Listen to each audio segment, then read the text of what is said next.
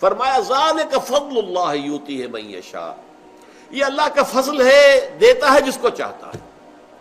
واللہ ذو الفضل العظیم، اللہ بہت بڑے فضل کا مالک ہے، اس کے خزانہ فضل میں کمی نہیں ہے، اس کے تو اتھاہ خزانے ہیں بے کنار، وہ جس کو چاہے دیتا ہے۔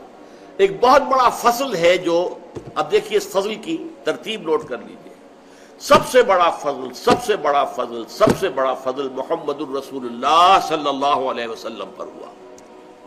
ان فضلہ کان علیک کبیرا، اے محمد صلی اللہ علیہ وسلم، اللہ کا فضل آپ پر تو بہت بڑا ہے، بہت بڑا ہے، بہت بڑا ہے۔ جو آپ کو مقام جو عطا ہوگا، مقام محمود قیامت کے دن، آپ کے ہاتھ میں آپ فرماتے لواء الحمد بیدی، اللہ کی حمد جو ہے اس کا جھنڈا میرے ہاتھ میں ہوگا، اور دربار اخروی جو ہے اللہ تعالیٰ خود صدارت فرما رہے ہوں گے، وجاء ربک والملک صفا صفا، آ جائیں گے پروردگار بھی، کیسے نزول ہوگا وہ ہم نہیں جانتے۔ قرآن کہتا ہے میدان حشر میں اللہ تعالیٰ جو ہے نازل ہوں گے، نزول فرمائیں گے، اور فرشتے ہوں گے صفے باندھے ہوئے، اور پھر پوری نوع انسان کی حاضری ہوگی۔ وہاں حضور فرماتے ہیں لواء الحمد بیدی، آپ کا نام کیا ہے؟ محمد، احمد، اور حمد سے یہ الفاظ بنے، حمد کا جھنڈا میرے ہاتھ میں ہوگا، اور اس روز جو حمد میں کروں گا اللہ کی، آج وہ نہیں کر سکتا۔ یعنی اس وقت اللہ تعالیٰ کی معرفت جس حد کو پہنچ چکی ہوگی، آج چونکہ بہرحال حجاب ہے، پردہ حائل ہے نا آخر، لہذا میں اتنی حمد اللہ کی آج نہیں کر سکتا جو حمد اس روز کروں گا۔ تو اللہ تعالیٰ کا سب سے عظیم فضل، خاتم المرسلین، خاتم الانبیاء، انسانوں میں سے سید البشر، وہ انسان محمد ہے صلی اللہ علیہ وسلم۔ پھر بہت بڑا فضل ہو گیا امیین پر، کہ حضور ان میں سے تھے نمبر ایک۔ یہ تو اللہ تعالیٰ کی بہت بڑی رحمت ہے، بہت بڑی فضیلت ہے، امیین کو فضیلت ملی، انہی میں سے ایک آدمی کو چن لیا گیا، انہی میں سے ایک شخص۔ اب ظاہر بات ہے کسی کا وہ بھتیجا تھا، کسی کا وہ پوتا تھا، آپ کو معلوم ہے عبد المطلب کے پوتے تھے نا آخر حضور، آپ کے والد آپ سے کی ولادت سے پہلے انتقال کر گئے، لیکن ابن عبداللہ تھے نا، حضرت خدیجہ کے شوہر تھے نا، ابو طالب کے بھتیجے تھے نا، عباس کے بھتیجے تھے نا، تو انہی میں سے فرام دیئر اون کتھ اینڈ کن ہم نے نازل کیا۔ تو معلوم یہ ہوا کہ بہت بڑی فضیلت کا مقام جو ہے وہ عربوں کو حاصل ہو گیا، بنو اسماعیل کو۔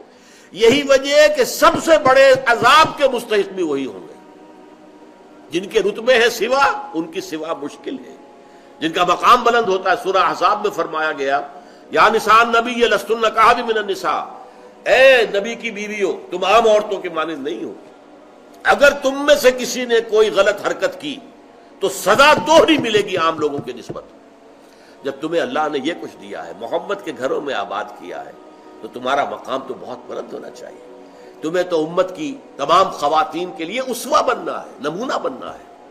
تو فضل نمبر ایک محمد الرسول اللہ پر، فضل نمبر دو امیین پر، اور فضل نمبر تین میں ہم بھی شامل ہیں، آخرین منہم، ہم ہندی ہیں یا کچھ اور ہیں، یا کوئی افغان نسل سے ہے، یا کوئی ترک ہے، یا کوئی مغل ہے، کوئی بھی ہے، یہ سب کیا ہے؟ آخرین منہم۔ بہرحال اللہ تعالیٰ نے ہمیں بھی چنا، ہمیں پسند کیا، ہمارے آباء و اجداد کو اسلام کی جو ہے توفیق دی، اسی سے ہمیں اسلام جو ہے اب تک پہنچا ہے۔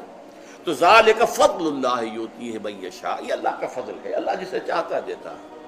سلیکٹ کر لیا محمد کو صلی اللہ علیہ وسلم، یہ اللہ کی مشیت تھی۔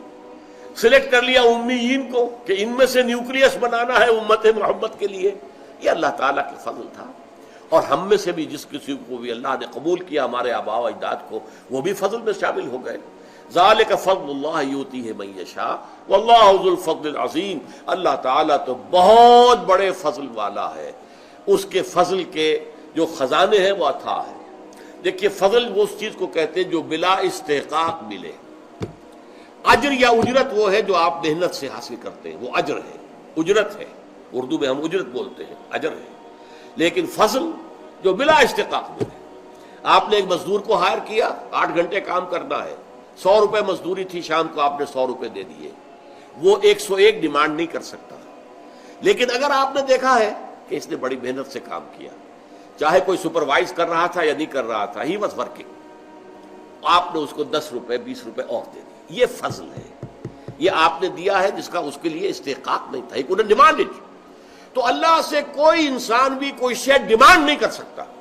جو بھی کچھ اللہ دیتا ہے وہ فضل ہے. روزی ہم اگر کماتے ہیں, محنت کرتے ہیں, بھاگ دوڑ کرتے ہیں, اس کے لیے چاہے دفتروں میں گھس گھس کرتے ہیں اپنے قلم سے, اور چاہے کسی چلاتے ہیں, اینٹیں ڈھوتے ہیں, یا کہیں کارخانے میں کام کرتے ہیں یا دکان, لیکن جو کچھ ملتا ہے اسے اللہ کا فضل سمجھو, اپنی محنت اور مزدوری کا حاصل نہ سمجھو. لہذا سورہ جمعہ ہی کے اندر آ جائے گی وہ آیت, فَإِذَا قُضِيَتِ الصَّلَاةُ فَانتَشِرُوا فِي الْأَرْضِ وَابْتَغُوا مِنْ فَضْلِ اللَّهِ. جب نماز جمعہ ادا ہو چکے تو اب تم پھیل سکتے ہو, جاؤ اپنے اپنے کام پر, جاب پر, اپنی محنت پر, دکان پر, ریڑھی پر, جس پر بھی چاہو محنت کرو, اللہ کا فضل تلاش کرو. تو جو کچھ ملے گا وہ اللہ کا فضل ہے. You can't demand it from Allah, یہ آپ کا حق نہیں ہے, یہ اللہ کا فضل ہے جو اللہ دیتا ہے. بارک اللہ لی ولکم فی القرآن العظیم ونفعنی وإیاکم بالآیات والذکر الحکیم.